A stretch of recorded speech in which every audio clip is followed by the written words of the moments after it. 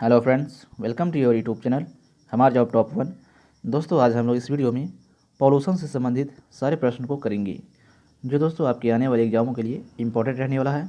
चाहे दोस्तों आप रेलवे की तैयारी कर रहे हो, एसएससी की तैयारी कर रहे हो या और भी कोई गवर्नमेंट एग्जाम की तैयारी कर रहे हो, आपकी एग्जामों के लिए दोस्तों इम्पोर्टेंट रहने वाला है। पॉल्यूशन से दोस्तों प्रश्न एग्जाम में पूछा ही जाता है। ठीक है, तो चलिए आज का हम लोग पहला प्रश्न को करते हैं। पहला प्रश्न यहाँ पे है दोस्तों। पहला प्रश्न में बोल रहा है, वायु प्रदूषण का विश्वसनीय यानी इंडिकेटर्स संकेत है। तो इसका जो राइट आंसर होगा ऑप्शन सी होगा, यानी कि लाइकेंस तथा मॉस। ठीक है, नेक्स्ट। और ये प्रश्न पूछा हुआ दोस्तों आरआरबी ग्रुप डी 2018 में। ठीक है, अगला प्रश्न करेंगे। टू में है, मोटर कार से उत्पन्न प्रदूषण जो मानसिक रोग पैदा करता है होता है। तो क्वेश्चन नंबर 2 का राइट आंसर होगा ऑप्शन सी, यानी कि पीबी। ठीक है, इसे दोस्तों हम लोग लेड कहते हैं। ठीक है, लेड भी कहा जाता है इसे। और ये प्रश्न पूछा हुआ एनटीपीसी 2021 में। अगला प्रश्न करेंगे 3 में है, कार्बन मोनोऑक्साइड एक प्रदूषक है क्योंकि क्योंकि है। तो 3 का जो राइट आंसर होगा ऑप्शन डी होगा, यानी कि हीमोग्लोबिन से संयोग करती है। ठीक है, कार्बन मोनोऑक्साइड दोस्तों एक प्रदूषक है क्योंकि हीमोग्लोबिन से संयोग करती है। ठीक है, अगला प्रश्न करेंगे 4 में है, मुख्य वायु प्रदूषक होते हैं। ठीक है, तो 4 का जो राइट आंसर होगा ऑप्शन ए होगा, यानी कार्बन मोनोऑक्साइड। ठीक है, और ये प्रश्न पूछा हुआ है बीपीएससी और एनटीपीसी 2019 और 2021 में। अगला प्रश्न करेंगे 5 में है, मुंबई और कोलकाता जैसे शहरों में प्रमुख वायु प्रदूषक है। तो 5 का राइट आंसर होगा ऑप्शन ए, यानी कि कार्बन मोनोऑक्साइड एवं सल्फर डाइऑक्साइड। नेक्स्ट प्रश्न करेंगे 6 में है, निम्नलिखित में से कौन सा वायुमंडलीय प्रदूषक नहीं है होता है। तो 6 का जो राइट आंसर होगा ऑप्शन सी होगा, यानी कि कार्बन डाइऑक्साइड। ठीक है, निम्नलिखित में से कौन सा वायुमंडलीय प्रदूषक नहीं होता है, तो कार्बन डाइऑक्साइड नहीं होता है। नेक्स्ट प्रश्न करेंगे 7 में है, हरितगृह गैसें, जिसे हम लोग इंग्लिश में बोलते हैं ग्रीन हाउस गैस, कहलाने वाली गैसें हैं। तो 7 का राइट आंसर होगा ऑप्शन डी, यानी कि CFC, CO2, CH4 और NO2। ठीक है, चलिए अगला प्रश्न करते हैं 8 में है, कौन सी गैस पृथ्वी पर हरितगृह प्रभाव में सर्वाधिक योगदान करती है। तो 8 का करेक्ट आंसर होगा ऑप्शन सी, यानी कि कार्बन डाइऑक्साइड। ठीक है, और ये प्रश्न पूछा हुआ है एनटीपीसी 2021 में। नेक्स्ट प्रश्न करेंगे 9 में है, मेट्रोपॉलिटन नगरों में प्रदूषण का प्रमुख स्रोत है। तो 9 का राइट आंसर होगा ऑप्शन बी, यानी कि स्वतः चालित वाहन। अगला प्रश्न करेंगे 10 में है, निम्नलिखित में से कौन सी गैस हीमोग्लोबिन से संयोग कर रक्त में एक विषैला पदार्थ बनाती है। तो 10 का करेक्ट आंसर होगा ऑप्शन सी, यानी कि कार्बन मोनोऑक्साइड। और ये प्रश्न पूछा गया एनटीपीसी 2021 में। अगला प्रश्न करेंगे 11 में है, भोपाल दुर्घटना में किस गैस का रिसाव हुआ था। तो 11 का राइट आंसर होगा ऑप्शन सी, यानी कि मिथाइल आइसोसाइनेट का। और कब हुआ था दोस्तों, तो ये भी आप लोग याद रखिएगा 1984 में हुआ था। ठीक है, 1984 में। अगला प्रश्न करेंगे, और ये प्रश्न पूछा हुआ एनटीपीसी 2021 में। अगला प्रश्न करेंगे दोस्तों 12 में है, निम्नलिखित में कौन जैव अक्षयकारी प्रदूषक है। तो 12 का राइट आंसर होगा ऑप्शन डी, यानी कि उपयुक्त सभी। ठीक है दोस्तों, यानी कि प्लास्टिक हो जाएगा, DDT और पारा यानी मरकरी। और दोस्तों एक प्रश्न ये भी पूछ लेता है कि DDT का आविष्कार किसने किया था। तो इसका राइट आंसर होगा इसका राइट आंसर होगा दोस्तों डॉक्टर पॉल मुलर। ठीक है, DDT का आविष्कार किसने किए थे, तो डॉक्टर पॉल मुलर ने किए थे। अगला प्रश्न करेंगे 13 में है, निम्नलिखित में से किस वायु प्रदूषक के कारण मनुष्य में तंत्रिका तंत्र संबंधित रोग पैदा होता है। तो 13 का राइट आंसर होगा ऑप्शन ए, यानी कि सीसा। ठीक है, और ये प्रश्न पूछा हुआ है आरआरबी ग्रुप डी 2018 में। नेक्स्ट प्रश्न करेंगे 14 14 में है निम्नलिखित में से कौन सा वायु प्रदूषक मनुष्य में रक्त दाब यानी ब्लड प्रेशर को बढ़ावा देता है तथा हृदय संबंधित रोग पैदा करता है।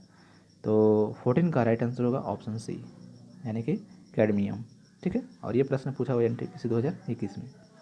नेक्स्ट प्रश्न करेंगे 15 में है लोहे की खानों में काम करने वाले मजदूरों में लौह सक्रियता रोग होने का कारण है।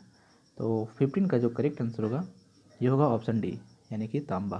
ठीक है, और ये प्रश्न पूछा हुआ एसएससी 2011 में। अगला प्रश्न करेंगे 16 में दोस्तों वायुमंडल में कार्बन डाइऑक्साइड का निर्माण मुख्यतः होता है।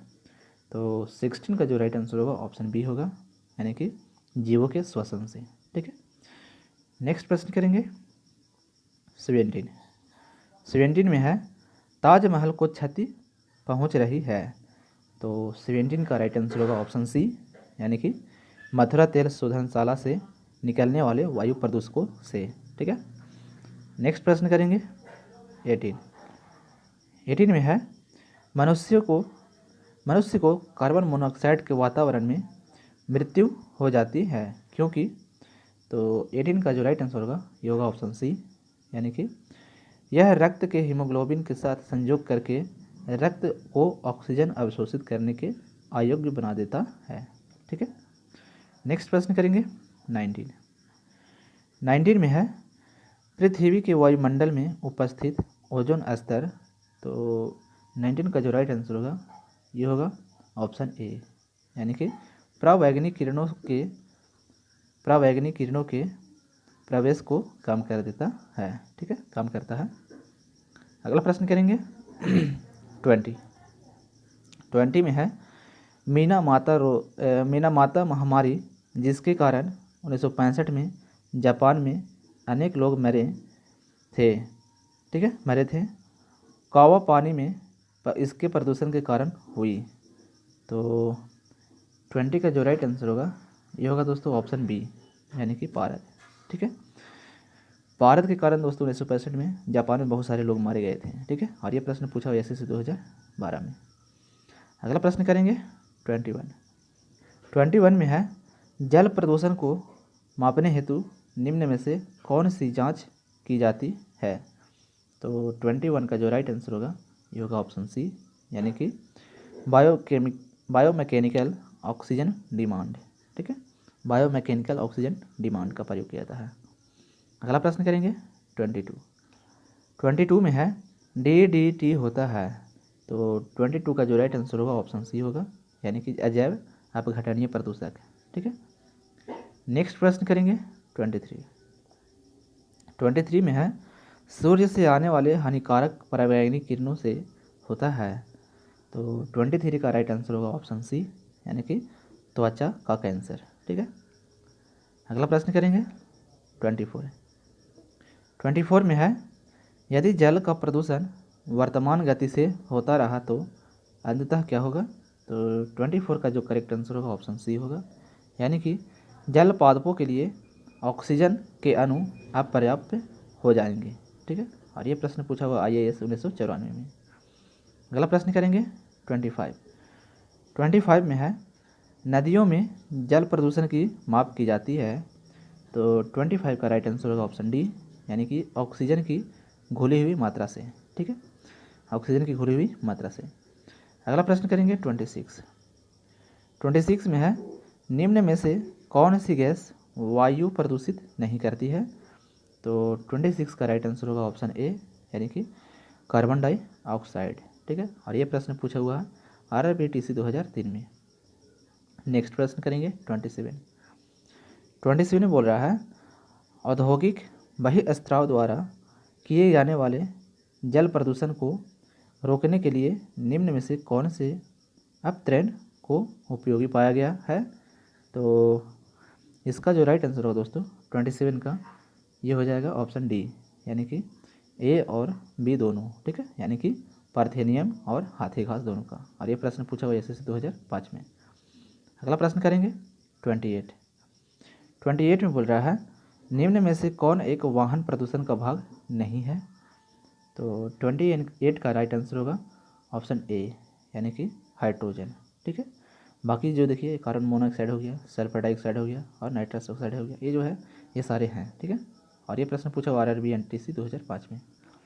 अगला प्रश्न करेंगे 29 में है, ऊर्जा के किस रूप में प्रदूषण की समस्या नहीं होती है।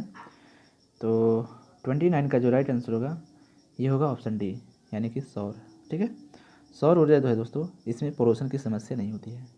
और बाकी परमाणु हो गया, कोयला हो गया, पेट्रोल हो गया, ये सारे से दोस्तों ऊर्जा का मतलब पॉल्यूशन होता है इस सारे से। ठीक है, यानी कोयला से होता है, परमाणु से और पेट्रोल से। और ये प्रश्न पूछा हुआ UP PCS 2003 और 4 में। ठीक है, अगला प्रश्न करेंगे 30 में है, निम्नांकित में कौन अधिकतम ध्वनि प्रदूषण का कारण है।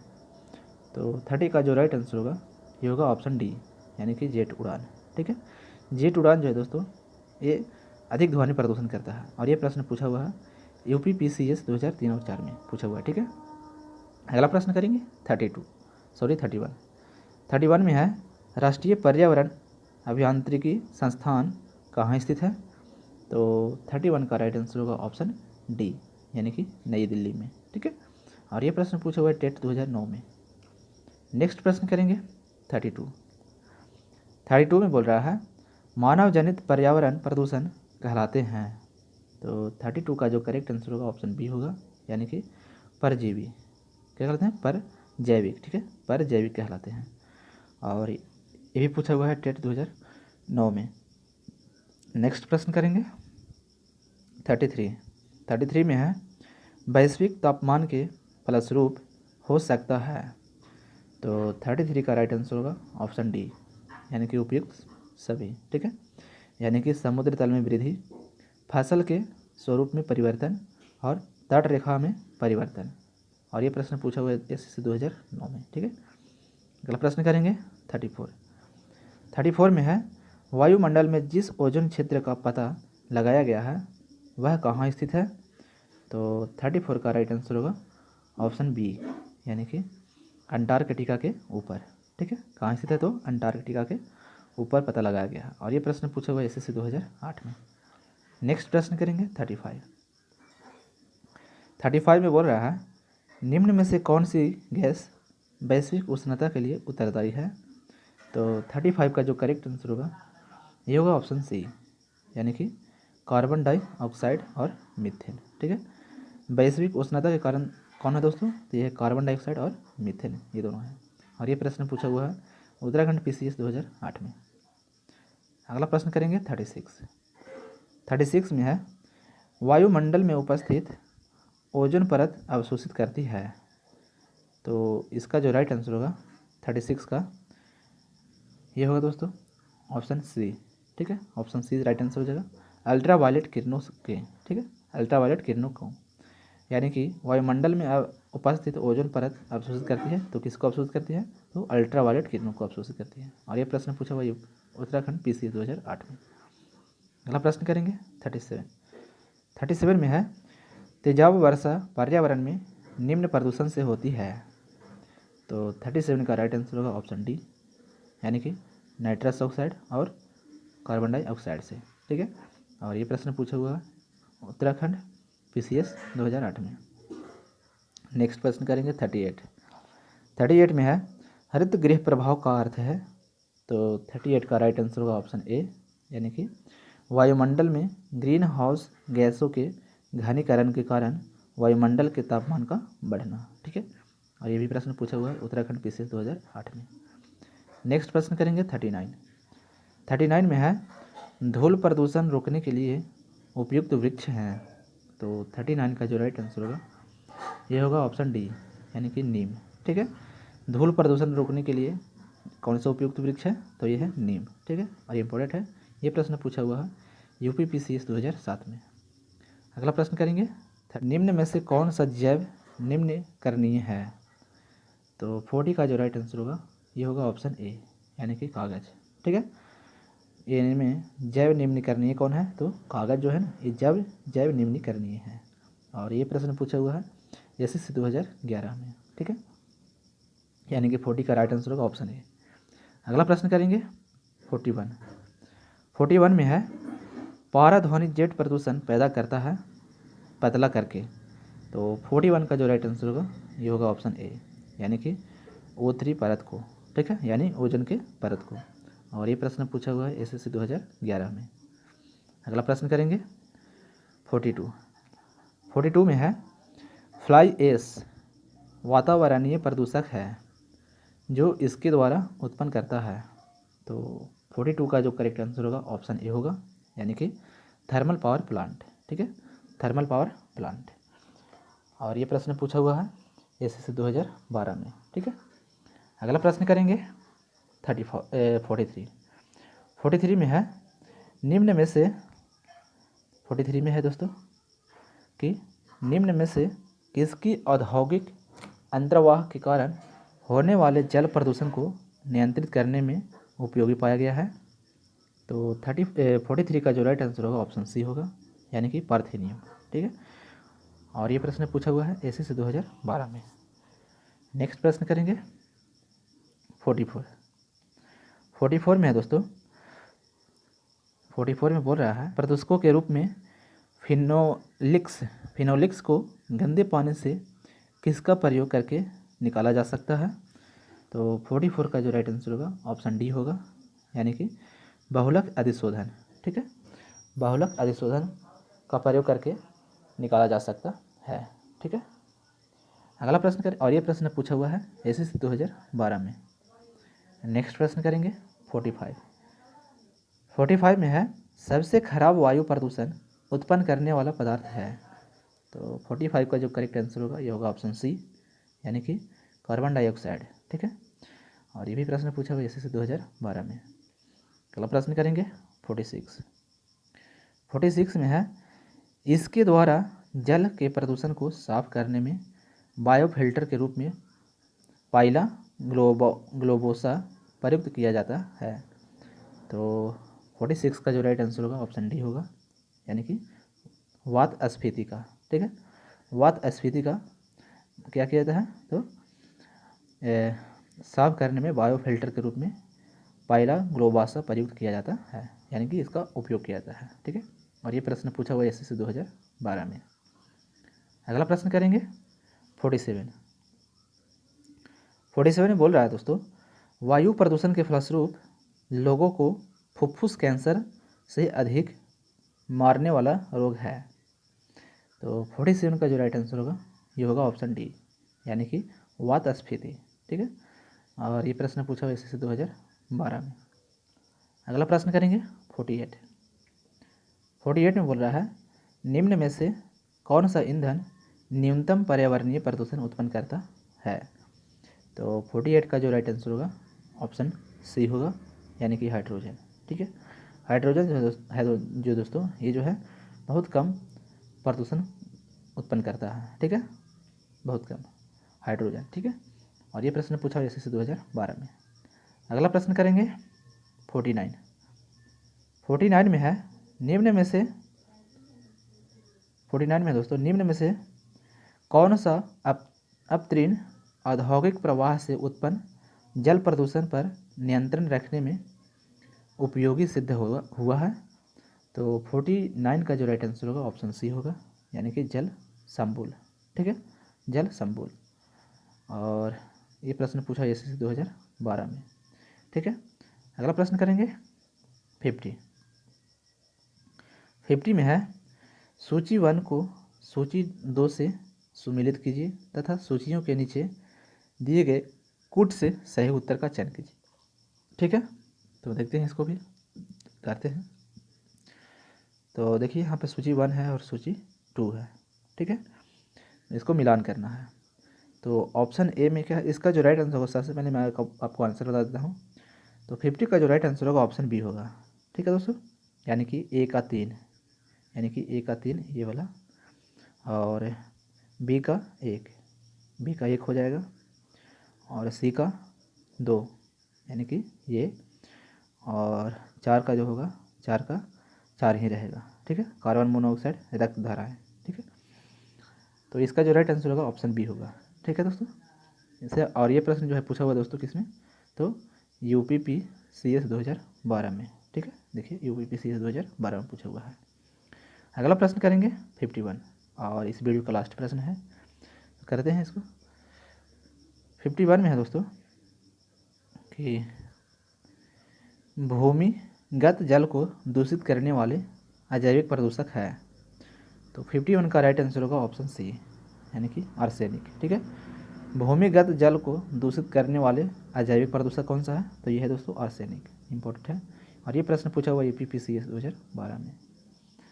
तो दोस्तों टोटल हम लोगों ने यहाँ पे 51 क्वेश्चन किए हैं, जो दोस्तों कोई ना कोई एग्जाम में पूछा हुआ प्रश्न है। ठीक है, किसी न किसी एग्जाम में ये सारे प्रश्न पूछे हुए हैं, और दोस्तों यही सारे प्रश्न आगे रिपीट होते रहते हैं, तो आप लोग इसे अच्छी तरीके से याद कर लीजिएगा। ठीक है, ताकि दोस्तों एक भी प्रश्न यहाँ से मिस ना हो।